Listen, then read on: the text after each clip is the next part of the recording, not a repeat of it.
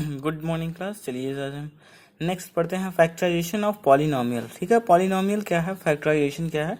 ठीक है, पॉलिनोमियल तो आप जान ही रहे हैं। ठीक है, कोई फंक्शन हो, ठीक है, जिसकी ग्रेटर देन डिग्री क्या हो, ग्रेटर देन 1 या फिर उसके इक्वल भी हो सकती है। ठीक है, तो फैक्टराइजेशन का क्या मतलब है कि वो उसको ब्रेकेज करना। ठीक है, फैक्टराइजेशन मीन्स क्या होता है, ब्रेक करना।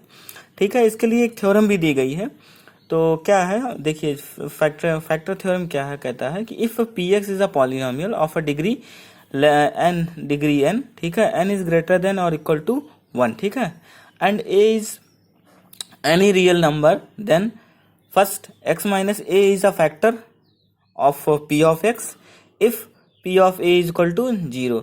अगर एक्स माइनस ए क्या होगा, इसका फैक्टर होगा अगर आपका पी ऑफ ए की ए पर इसकी क्या कहते हैं, आपका पॉलिनोमियल क्या हो जाए, 0 हो जाए। दूसरा क्या कहता है कि P of A is equal to 0 हो जाए if X minus A is a factor of P x. ठीक है, अगर एक्स माइनस ए फैक्टर होगा पी ऑफ एक्स का, तो फिर क्या होगा, P of A equal to 0 होगा। ठीक है, तो अब हम आइए फैक्टराइजेशन पर आते हैं। फैक्टराइजेशन का थोड़ा सा तरीका है। फैक्टराइजेशन का क्या तरीका है, by splitting the middle term. Middle term क्या होता है, जैसे कि आपका दिया गया है ये, मान लीजिए let factor of a x square plus b x plus सी।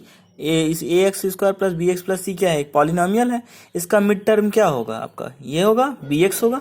ठीक है, तो इसको मिड टर्म को ही तोड़ करके हमारा फैक्टराइजेशन करने का मेथड है। ठीक है, क्या होता है कि बी एक्स को आप इस तरीके से तोड़िए कि आपका ये क्या हो जाए, फैक्टर बन जाए। ठीक है, इस पी मान लीजिए इसका फैक्टर क्या है, पी एक्स प्लस क्यू है and R X plus S है। तो मान लीजिए देन क्या होगा, P X plus Q into R S plus C, R S plus R X. ठीक है, R X plus S is equal to क्या हो जाएगा, अब इसको मल्टीप्लाई करिए आप, तो पी आर एक्स स्क्वायर आएगा।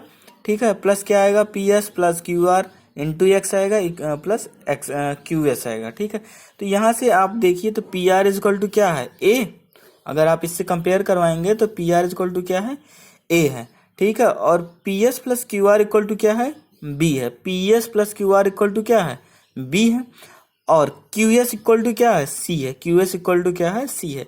तो इससे हमें पता क्या चल रहा है, इन तीनों को देख करके, ए बी सी को देख करके, it shows that B is the sum of two P S and Q R. अगर हम पी एस और क्यू आर को ऐड कर दें तो क्या बन जाएगा, आपका बी ही तो बन रहा है। हुज प्रोडक्ट इज, जिसका प्रोडक्ट क्या है, P S and Q are. ठीक है, पी एस और क्यू आर इक्वल टू कितना, P S into Q R कर दें, P S into Q R करेंगे तो क्या आएगा, ए सी ही तो आएगा, ए इंटू सी।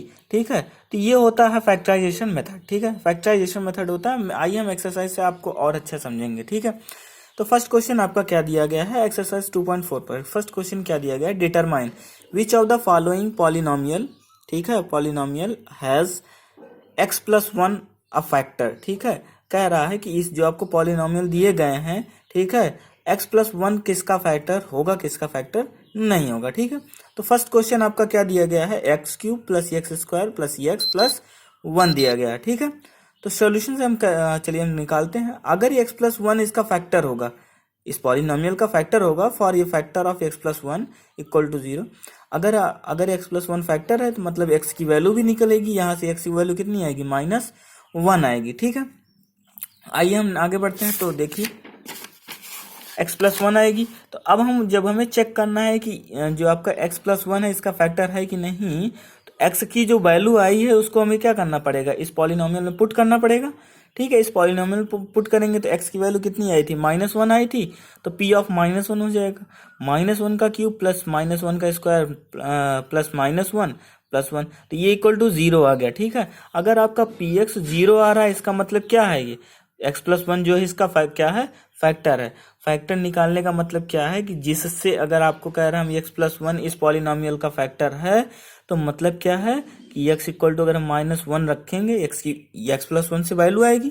ठीक है, एक्स प्लस 1 इक्वल टू 0 रखिए, एक्स प्लस 1 इक्वल टू अगर आप 0 रखते हैं, एक्स से एक्स की वैल्यू आएगी, इस एक्स की वैल्यू को इस पॉलिनोमियल में पुट करिए, और अगर वो 0 हो रहा है तो वो क्या होगा, फैक्टर होगा, अदरवाइज वो नहीं होगा। ठीक है, आइए हम आगे बढ़ते हैं। तो फर्स्ट क्या है, एक्स क्यूब नेक्स्ट क्वेश्चन हम क्वेश्चन नंबर 4 करवा रहे हैं, ठीक है। आगे बाकी आप लोग कर सकते हैं, ठीक। तो x cube minus x square minus 2 plus root 2 x plus root 2, ठीक है। अब इसको हमें चेक करना है कि एक्स प्लस वन जो है इसका फैक्टर होगा कि नहीं। तो एक्स प्लस वन अगर इसका फैक्टर होगा तो x equal to minus one रखेंगे, तो भी अगर ये जीरो हो जाता है तो वो फैक्टर होगा, अदरवाइज नहीं होगा, ठीक है। तो आइए x equal to minus one रखेंगे, तो माइनस वन का क्यूब, ठीक। तो एक्स क्यूब माइनस वन है, x cube minus x square है, तो यहाँ पर हम x cube equal to minus one put करेंगे, तो माइनस वन का क्यूब हो जाएगा माइनस माइनस वन का स्क्वायर, फिर माइनस 2 प्लस रूट 2 है ही, एक्स की जगह आप कितना पुट कर देंगे, माइनस वन पुट करेंगे प्लस रूट 2, ठीक है। तो माइनस वन का क्यूब कितना होगा, माइनस वन। अब यहाँ माइनस वन का स्क्वायर होगा तो वन आएगा, one into minus one one हो जाएगा, ठीक है, प्लस 2। या अगर यहाँ पे देखिए माइनस वन है, माइनस माइनस प्लस वन हो गया, ठीक है। अब प्लस वन का हम अंदर में मल्टीप्लाई करें तो 2 प्लस रूट 2 ही आएगा, ठीक है, प्लस रूट 2 आ जाएगा। तो 2 से ये तो पूरा कैंसिल हो गया, बचा कितना, 2 रूट 2 बचेगा, ठीक है। अच्छा यहाँ पे आपको क्या दिखा, चूंकि यहाँ पे p x doesn't equal to zero, मतलब x equal to minus one पे पी एक्स की वैल्यू जीरो हुई नहीं हुई, सो इसलिए क्या कह सकते हैं हम, एक्स प्लस वन इसका फैक्टर नहीं होगा। मतलब कि अगर वो वैल्यू हमें पुट करने पर फैक्टर बन रहा है, ठीक है, जीरो हो रहा है आपका फंक्शन, तो वो फैक्टर होगा, अदरवाइज नहीं होगा, ठीक है। आइए हम सेकंड क्वेश्चन पर आते हैं। सेकंड क्वेश्चन क्या कह रहा है, यूज द फैक्टर थ्योरम, ठीक है। फैक्टराइजेशन फैक्टर थ्योरम आपको यूज करना है to determine whether g x is a factor of P x और नॉट, ठीक है। तो आपको जी एक्स दिया गया और पी एक्स दिया गया, ठीक है, सामने सामने दिए गए, आपको पता करना है जी एक्स पी एक्स का फैक्टर है कि नहीं। तो सबसे पहले फर्स्ट क्वेश्चन उठाते हैं। तो क्या दिया गया है, पी एक्स इक्वल टू दिया गया है 2x cube plus x square minus 2x minus 1 दिया गया है। तो यहाँ पे अब जी एक्स आपको कितना दिया गया, एक्स प्लस वन दिया गया है। तो आपको क्या बताना है कि पूछ रहा है कि एक्स प्लस वन जो है इसका फैक्टर होगा कि नहीं। तो अगर जी एक्स इसका फैक्टर होगा, g x is the factor of P x if, अगर p x equal to zero हो जाए तो जी एक्स क्या हो जाएगा, इसका फैक्टर होगा at g x equal to zero पर, ठीक है। एक्स प्लस वन यहाँ से अगर हम जी एक्स इक्वल टू जीरो करेंगे तो एक्स की वैल्यू कितनी आएगी, माइनस वन आएगी। अब इसका मतलब है कि x equal to minus one पर अगर ये आपका पी एक्स जीरो हो जा रहा है तो ये इसका फैक्टर जी एक्स होगा फैक्टर किसका, पी एक्स का, अदरवाइज नहीं होगा, ठीक है। तो अब हम आते हैं x equal to minus one इसमें पुट करेंगे, ठीक है। तो 2 इंटू माइनस वन का क्यूब प्लस एक्स स्क्वायर है, मतलब माइनस वन का square minus 2 into minus one minus one. तो यहाँ से क्या आ रहा है आपका, जीरो आ रहा है, पी ऑफ माइनस वन की वैल्यू जीरो हो गई, ठीक है। इसका मतलब क्या है, इसका मतलब सीधा सा है कि जी एक्स जो है वो पी एक्स का क्या है, फैक्टर है। It means what, that so g x is a factor of P x, ठीक है। अब हम नेक्स्ट आते हैं क्वेश्चन नंबर थर्ड पे, ठीक है।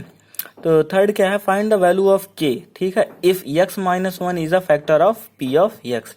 आपको कह रहा है कि के की वैल्यू बतानी है अगर एक्स माइनस वन क्या हो, फैक्टर हो पी एक्स का, ठीक है। पहला पी एक्स कितना दिया गया है, x square plus x plus के दिया गया, ठीक है। कह रहा है कि इसका फैक्टर क्या होगा, एक्स माइनस वन होगा, चूंकि x minus one is a factor of P x, कह रहा है at x equal to minus one, क्योंकि x equal to x minus one क्या है इसका फैक्टर, तो यहाँ से एक्स इक्वल टू कितना आएगा, वन आएगा। तो पी एक्स इक्वल टू कितना हो जाएगा, zero. X equal to one पर पी एक्स की वैल्यू कितनी हो जाएगी, जीरो हो जाएगी, ठीक है। तो आइए हम पुट करते हैं, p of one equal to कितना हो जाएगा, वन का स्क्वायर प्लस वन प्लस के, ठीक है। अब p of one equal to कितना हो जाएगा, जीरो, क्योंकि at x equal to one पर जीरो है।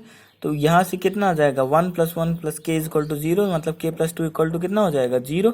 यहाँ से के की वैल्यू कितनी आ गई, माइनस टू, के की वैल्यू ही तो निकालनी थी, तो फर्स्ट का आंसर ये हो जाएगा। इसी तरह सेकंड पॉलिनोमियल आपको दिया गया है, पी एक्स इक्वल टू दिया, थर्ड पॉलिनोमियल उठाया हमने, ठीक है। तो थर्ड पॉलिनोमियल क्या दिया गया है, P x equal to k x square minus root 2x plus one दिया गया है।